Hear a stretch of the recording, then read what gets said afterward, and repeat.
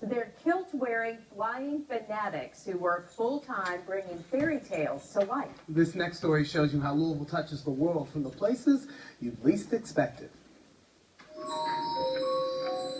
'Tis the story of Peter Pan that captivates audiences young and old. Because for a moment, you can suspend your disbelief and give in to that magic that all of us sometimes wish to make real. And while this story takes us far off into the reaches of Never Never Land, you'd never imagine where it's taken a group of Louisville artists.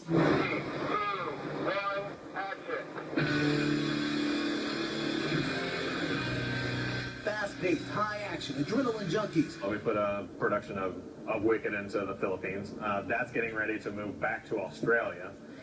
Growing a business from small community theaters. We have flown Taylor Swift and Zach Brown to the biggest stages around the world. I mean, Asia, Australia, New Zealand. We go to South America, we go to Mexico, we go to Canada a lot. Making millions along the way. I believe I can fly. You should have thought this through. Believe it or not, this is where the magic happens. It's where science meets art. Welcome to the dojo, headquarters for ZFX Incorporated. Anything really that needs to be elevated or lifted, that needs to be done correctly and safely, that's what we do. The FIFA Championships in Bogota, Colombia, we flew a globe during their halftime show. Good, good, very nice. It's a much tighter spin. Brian Owens leads a team of 18 flying directors. Love my job. It's like being the guy all the time. He describes the dojo as the research and development playground where stunts come to life. We'll have a crazy idea about this effect that we want to try to achieve. We'll build the gear to make it happen, bring it in, test it here. If it works good, then we'll send it out in the world. If it doesn't, well, we'll play around with it. This is the largest green screen in North America. It's 168 feet long, 32 feet high. From here you can leap tall buildings, take on monsters, or whatever else your mind can imagine.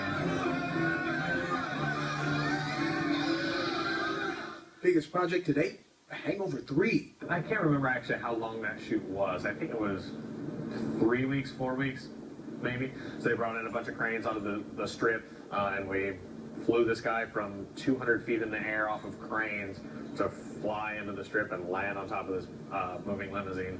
And it was pretty intense. Planned and designed right here in Louisville. I actually saw a trailer for it on a plane going to another job one time. I was like, oh, that's our shot. We are going to have some fun.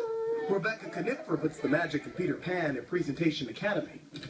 We guys ready to fly? Teaching the performers the ropes. Quite literally. Oh! While the company stages concerts, corporate events, and big action stunts, much of its work still exists in the theater. No! Here's where the story becomes a real-life fairy tale. Because Peter Pan launched this empire. My daughter was one of the Lost Boy twins in the show, and we were volunteer parents helping out backstage. And I asked him, well, who's your competition? And he said, well, we don't really have any. And I said, this is America. Everybody has competition. That 1994 conversation started a partnership that lasts today. When we first started, we did $50,000 our first year. We did over 500 shows last year, and that's globally. 40 full-time workers in Louisville, another office in the Netherlands. Great. Just one show can bank $1 million. It is a conglomerate that grew out of a garage and hung its hopes on Never Never Land. Perhaps Pan really is magic. It's crazy. It's crazy to watch the look on people's faces when they get off the ground for the first time. When they have the ability to fly for the first time. It's incredible, and it's absolutely magic. Maybe magic, but certainly much harder than it looks. Yes, I was going to ask you about that. What was it like? Not comfortable, we'll say that. But the idea of putting, some monster behind me and being able to do whatever you really wanted. Yeah. That was kind of cool. Kind of fun. Yeah. Fun experience. Indeed.